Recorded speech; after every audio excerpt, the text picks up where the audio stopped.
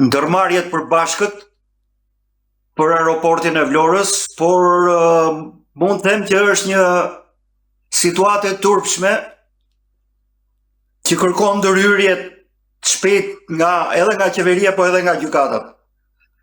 Pasi me sa po shohim, hapja e këtij aeroporti ka hyrë në kalandat greke për shkak të interesave të individëve të caktuar.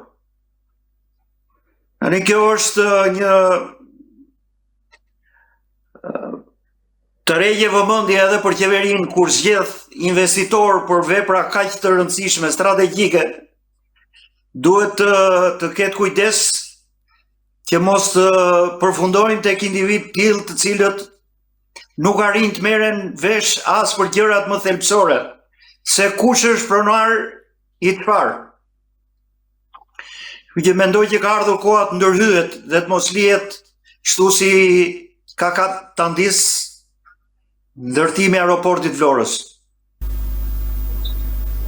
E qartë. Mendoni që këto përplasje po vonojnë edhe hapjen e aeroportit?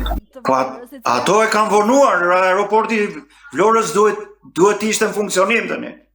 As këtë vit nuk do të hyjë edhe kështu si janë maisur gjërat, nuk do habiten që edhe vitin tjetër mos të hyjë në funksionim.